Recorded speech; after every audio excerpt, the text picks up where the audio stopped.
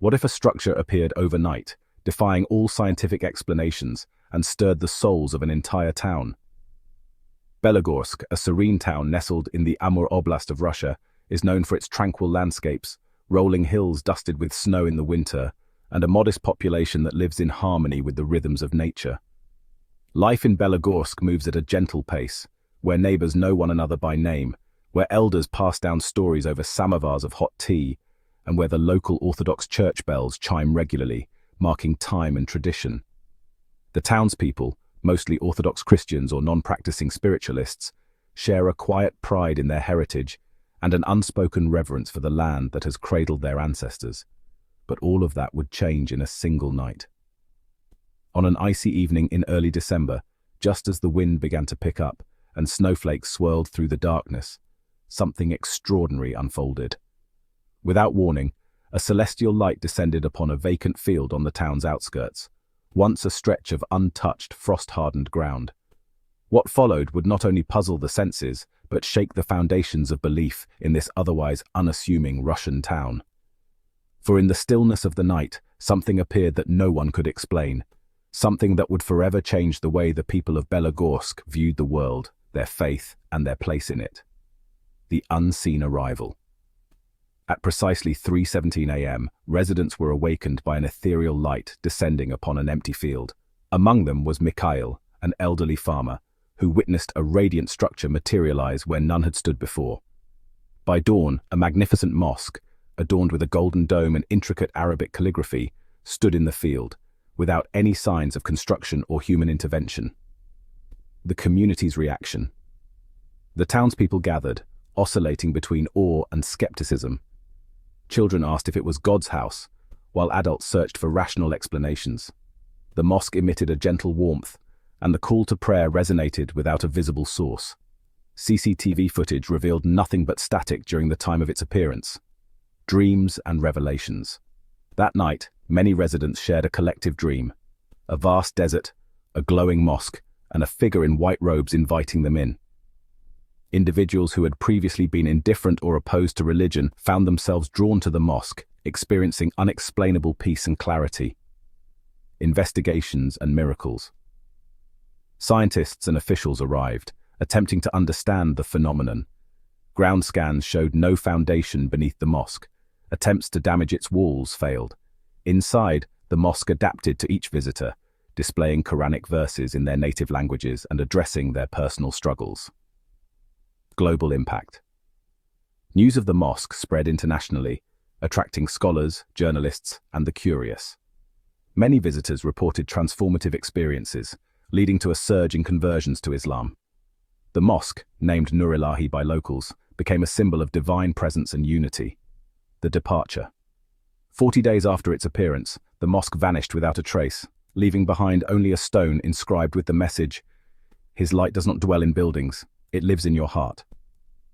The town of Belogorsk was forever changed, its residents carrying the light within them. It all began in the early hours of a frigid winter morning. At exactly 3:17 a.m., the residents of Belogorsk were stirred from their slumber by a mysterious, ethereal light that bathed the snow-covered fields in a soft golden glow. Mikhail, an elderly farmer known for rising early to tend to his land, looked out from his frosted window and stood frozen in disbelief. Before his eyes, in a field that had always been empty, a magnificent structure began to shimmer into existence. By the time the sun rose, what had appeared overnight was no ordinary building. It was a mosque of breathtaking beauty.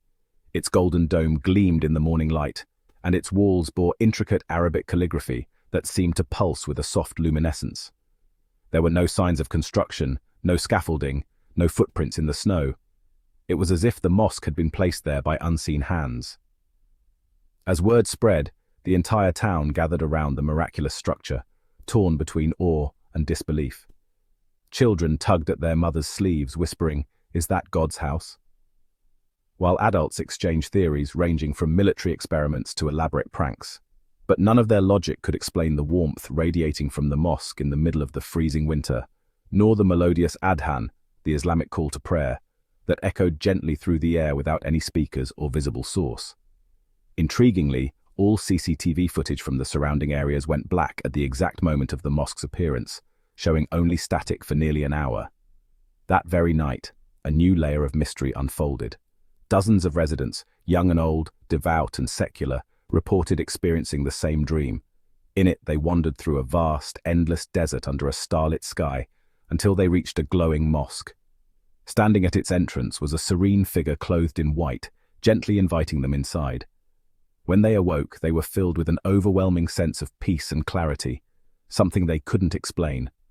People who had long abandoned religion, or had never engaged with it, found themselves inexplicably drawn to the mosque, sometimes sitting in its prayer hall for hours, weeping, or simply breathing in the tranquility. Soon, scientists, theologians, and government officials descended on Belogorsk to make sense of the phenomenon. Geologists found no foundation beneath the mosque. It seemed to hover slightly above the earth. Engineers attempted to probe its walls, but all tools and devices failed, as if the building refused to be violated. Most astonishing of all, the mosque seemed to interact with each visitor on a deeply personal level. Quranic verses appeared on its inner walls in the native language of each individual who entered, often addressing their personal fears, doubts, or unspoken prayers. As news of the miraculous mosque spread beyond Russia, it captured the attention of the global media. Journalists, religious scholars, skeptics, and spiritual seekers journeyed from across the world to see it for themselves. Many who entered left changed. Some converted to Islam, others simply wept from the emotional intensity of what they experienced inside. The mosque was soon given a name by the locals, Nur-Ilahi, divine light. It became more than just a structure. It became a symbol of unity, divine presence, and a call back to spiritual truth. Then, exactly 40 days after its mysterious arrival, Nur-Ilahi vanished just as silently as it had come. In its place was a single smooth stone, inscribed with a message in multiple languages. His light does not dwell in buildings, it lives in your heart. There were no ruins, no remnants, not even a disturbance in the snow. But the hearts of Belogorsk's people, and many others around the world, had been forever transformed. The simple town, once quiet and ordinary, had become the setting for one of the most profound spiritual events of the modern age. The mysterious appearance, and equally mysterious disappearance, of the mosque in Belogorsk did more than just captivate local curiosity. It ignited a global conversation. Scholars, religious leaders, skeptics, and everyday individuals began engaging in deep discussions about the nature of faith and the possibility of divine intervention in the modern world. The event raised questions that transcended religious boundaries. Are miracles still possible in an age dominated by science? What happens when the unexplainable confronts our understanding of reality? People across cultures and beliefs found themselves reflecting on their own spiritual identity, their connection or disconnection from the divine. For many, the Belogorsk incident served as a mirror, revealing a deep yearning for meaning and truth in an increasingly secular and materialistic world. It also challenged the rigid frameworks through which societies often categorize faith.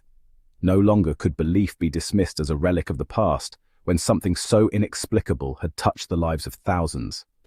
The mosque, though gone, had become a symbol, one that continued to echo in the hearts and minds of people far beyond the borders of that quiet Russian town.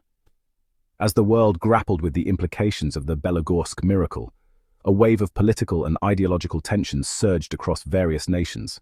The unexpected rise in Islamic conversions, particularly in regions where Islam had previously been marginalized or viewed with suspicion, provoked sharp reactions from political leaders and media outlets. In Russia, debates erupted within governmental circles. Some officials voiced concerns about national security and cultural preservation, framing the event as a potential challenge to the state's identity and unity.